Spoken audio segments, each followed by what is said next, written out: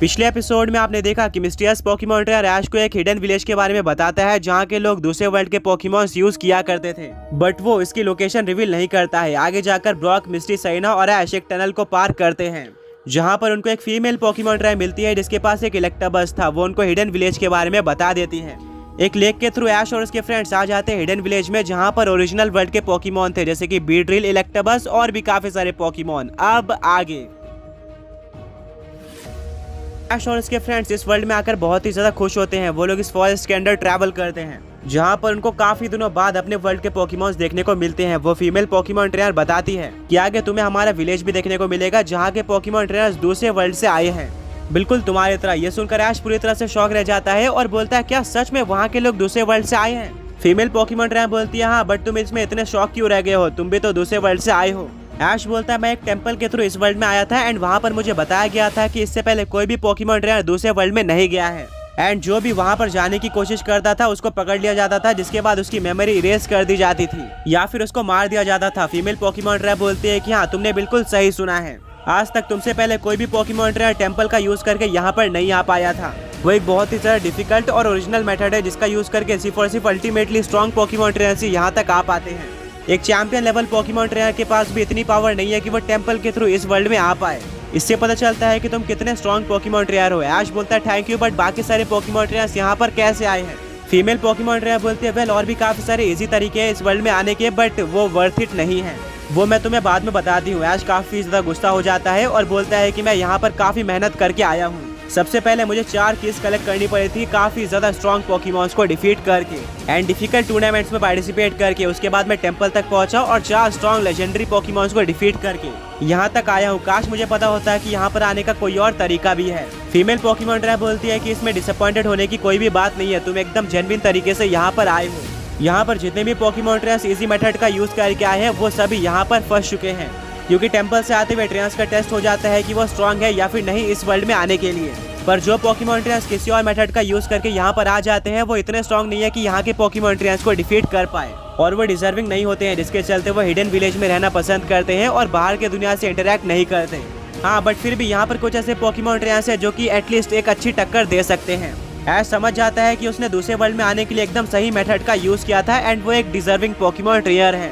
Brock बोलता है कि वेल, मैंने तो तुम्हारा नाम पूछा ही नहीं, तुम्हारा नाम क्या है? फीमेल पोकेमॉन ट्रेनर बोलती है मेरा नाम अलास्का है और तुम सबका नाम क्या है? सभी लोग अपना अपना इंट्रोडक्शन देते हैं और अपना नाम बता देते हैं। अलास्का बोलती है ऐश, ये नाम तो मैंने सुना हुआ है। वेट, क्या तुम वही हो? ऐश को समझ में नहीं आता है और वो कंफ्यूज हो जाता है। अलास्का बोलती है कि क्या तुम पोकेमॉन वर्ल्ड के पोकेमॉन मास्टर हो?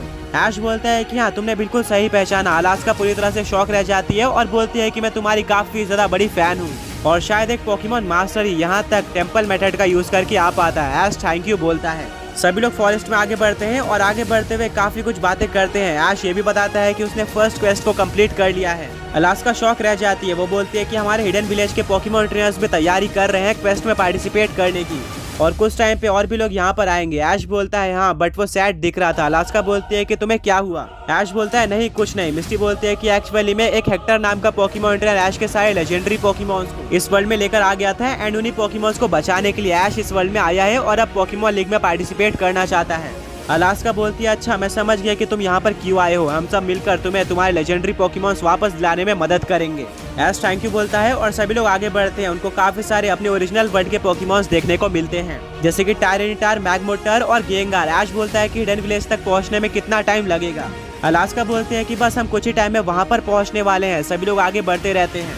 आगे बढ़ते हुए उनको फाइनली एक विलेज देखने को मिलता है जो कि एंशिएंट लग रहा था और यहाँ पर काफी सारे लोग थे।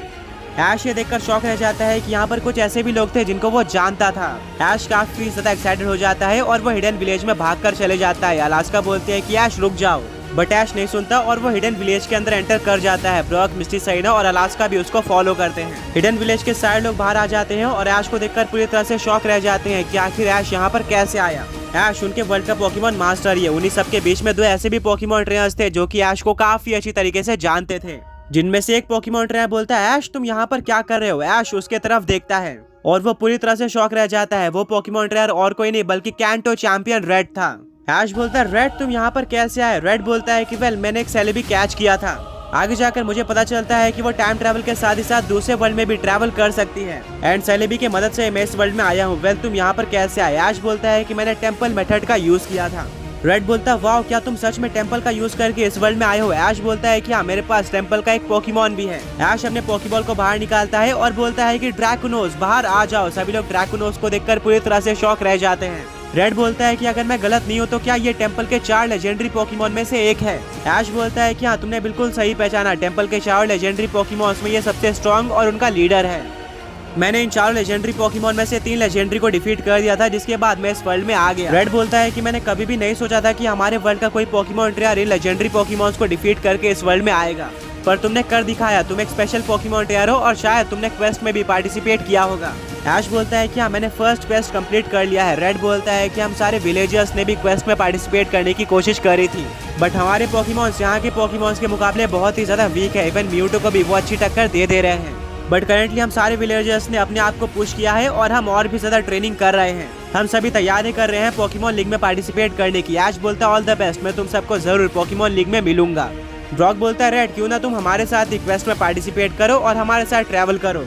रेड बोलता है कि हाँ, ये आइडिया अच्छा है। मैंने डिसाइड कर लिया है कि मैं अपनी एटोरो रीजन की जर्नी स्टार्ट करने वाला हूँ, बट मैं तुम्हारे साथ ट्रैवल नहीं कर पाऊंगा। सैना बोलती है बट क्यों? रेड बोलता है कि अगर मैं अकेले रहूंगा तो मुझे एटोरो रीजन की डिफिकल्टीज और पोकेमॉन्स का अकेले सामना करना पड़ेगा, जिससे मैं और भी ज्यादा स्ट्रॉन्ग बनूंगा और पोकेमॉन लीग में पार्टिसिपेट करके एक अच्छी टक्कर दे पाऊंगा। ब्रॉक बोलता है कि तुम्हारी सोच काफी अच्छी है।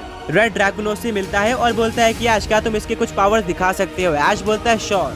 जिसके बाद ड्रैकुनोस कुछ अटैक करता है, जिससे सभी लोग पूरी तरह से शॉक रह जाते हैं उसकी पावर देखकर। अचानक से पूरे विलेज में काफी शोर मचने लगता है, जो कि अजीब था। इसीलिए उस विलेज की एक पोकेमॉन ट्रेनर अपने घर से बाहर आती है एंड उसको देखने को मिलता है कि उसके विलेज के सारे लोगों ने एक सर्कल बनाया है एंड वो किसी चीज को देखकर बहुत ही ज्यादा एक्साइटेड है। वो धीरे धीरे आगे बढ़ती है और उस सर्कल की तरफ आ जाती है। उसको ये देखकर अपनी आंखों पे बिलीव नहीं होता कि सर्कल के बीच में कोई और नहीं बल्कि ऐश था एंड उसके पास एक मिस्टीरियस पोकेमॉन भी था। रेड उससे मिल चुका था एंड वो सारे विलेज के लोगों के साथ काफी खुश होता है। वो पोकेमॉन ट्रेनर बोलते हैं कि ऐश, तुम यहाँ पर कैसे आए और यहाँ पर क्या कर रहे हो? ऐश भी उस पोकेमॉन ट्रेनर की तरफ देखता है और शौक रह जाता है कि इस विलेज में सिर्फ और सिर्फ रेड ही नहीं बल्कि एक और ऐसी पोकेमॉन ट्रेनर है जिसको ऐश पहचानता था।